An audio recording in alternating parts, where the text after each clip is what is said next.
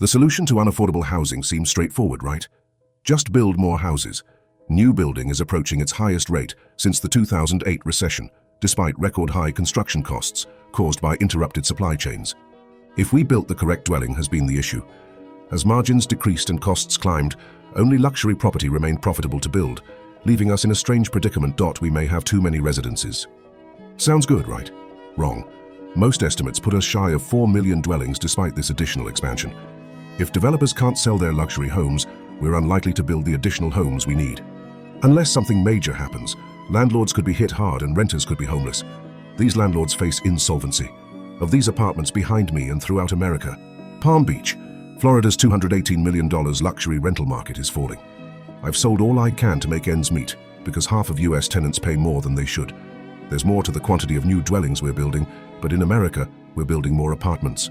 We broke the all-time record for the number of new apartments built in a year 2 years ago, a record held since the 1970s.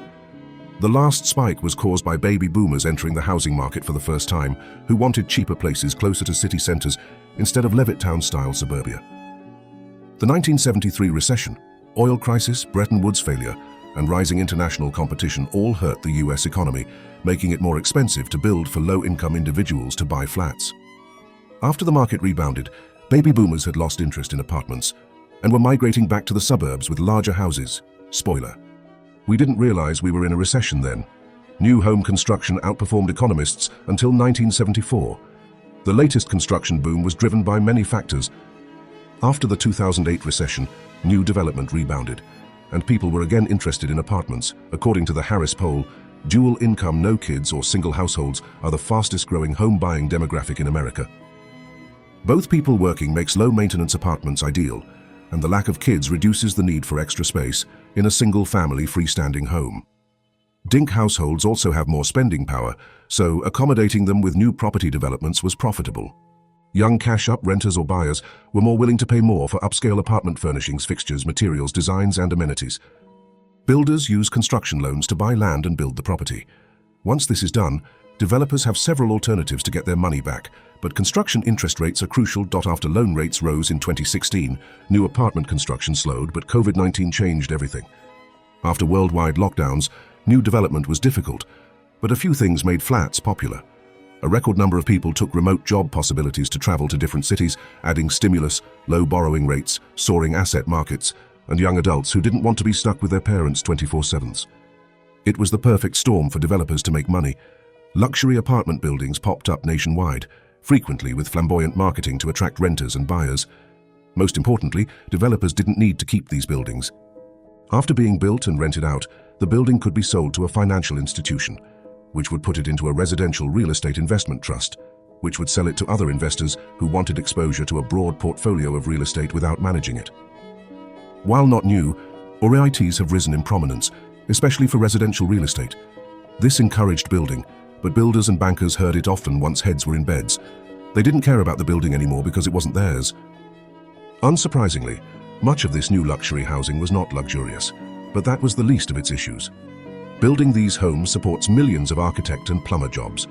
Beyond the money, financial companies have spent considerably in these buildings, which must not collapse within 20 years. It's time to study how money works and how the real estate market drowned in the worst glut. It's obvious that most of this luxury home is essentially costly housing with a marketing budget. Most suburbs around the world, especially in America, have McMansions, which appeal to buyers who don't have an endless budget, but still want a house with a 4-car garage, a billiards room, 2 guest bedrooms, and an extra formal living room that's never used. No matter how corners are shaved, bigger dwellings require more materials. According to the National Association of Home Builders, the average price of a new home in 2024 was $428,000, making it unfeasible to build one in most regions, because an existing house and its land can be bought for the same amount. The latest wave of luxury housing development has primarily been apartment complexes, which have become sky McMansions.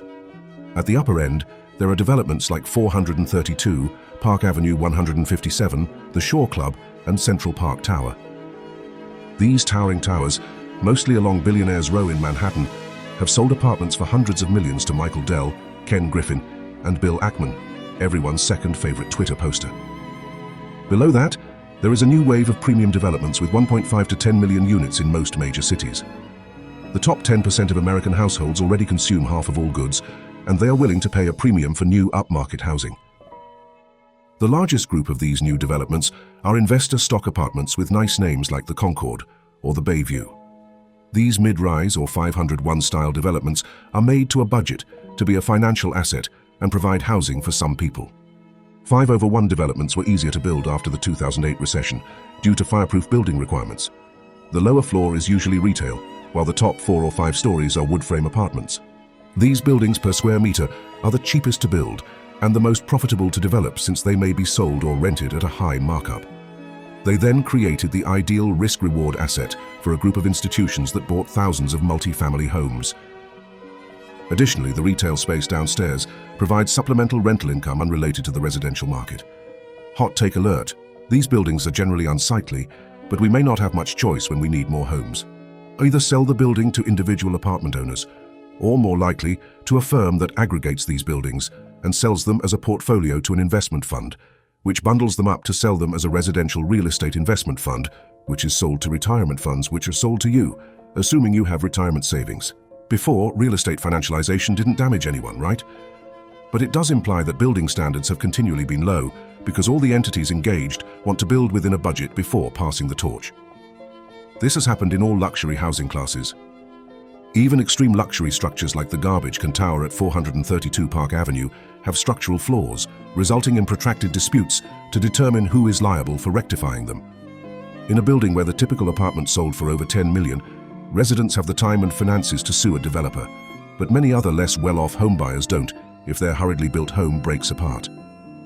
The second issue with these new inventions impacts you even if you never buy, build, or invest in them. Higher density housing, traffic, trash management, schools, and emergency services must be provided by the municipality, not the developer.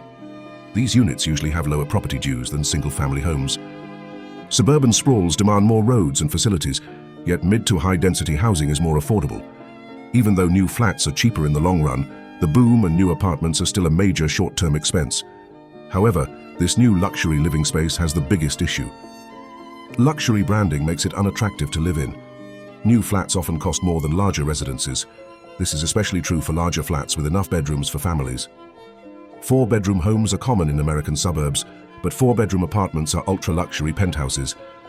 If you like doom scrolls on Zillow, find a 4-bedroom apartment in your city or town for less than the average 4-bedroom home.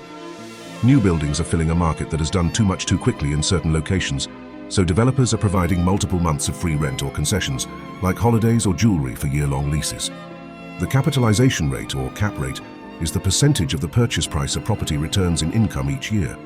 Most of these properties will be sold depending on their income, so a $10 million building returning $500,000 a year would have a cap rate of 5%. Institutional buyers of multi-million-dollar properties are smart.